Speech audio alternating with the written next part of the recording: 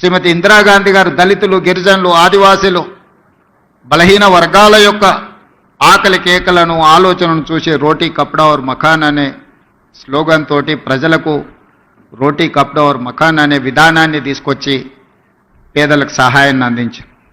ఆ తర్వాత రాష్ట్రాలను తీసుకున్నప్పుడు ఈ మధ్యకాలంలో ఎక్కడికి వెళ్ళినా పాత్రికేయ మిత్రులు కానీ రాజకీయ విశ్లేషకులు ప్రతి ముఖ్యమంత్రికి ఒక బ్రాండ్ ఉన్నది, మీరు 16 నెలలైన ముఖ్యమంత్రి అయ్యి మీరు ఏ బ్రాండ్ క్రియేట్ చేసుకోలేకపోతున్నారు ఎందుకు అని ప్రశ్నిస్తున్నారు.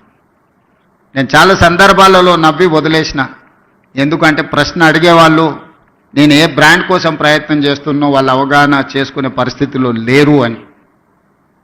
మొట్టమొదటిసారి 2 రూపాయలకు కిలో బియ్యం ఇచ్చిన ఎన్టీ రామారావు గారు పేదవాడు తెల్లన్నం తిన్నప్పుడల్లా వారిని గుర్తు చేసుకుంటాడు. ఐటీ కంపెనీలను, హైటెక్ సిటీని ఇవి చూసినప్పుడు చంద్రబాబు నాయుడు గారు గుర్తొస్తాడని చెప్తారు. అదేవిధంగా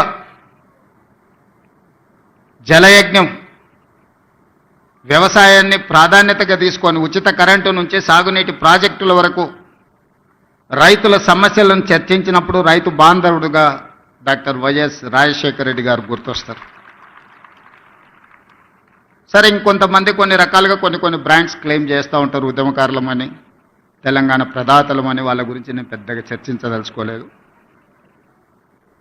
మరి మీరు ఏ బ్రాండ్ లేకుండానే అన్నోటీస్డ్ చీఫ్ మినిస్టర్గా మీరు రావడం పోవడం జరుగుతుందా అని చెప్పి విశ్లేషకులు, శ్రేయోభిలాషులు అడుగుతున్నారు. నేను ఒక మాట చెప్పదలుచుకున్న ఈ వేదిక మీద నుంచి విశ్లేషకులకు, విమర్శకులకు, ఈ రాష్ట్రంలో ఉండే ప్రజలకి, young India is my brand. I wanted to create an brand that is called young India.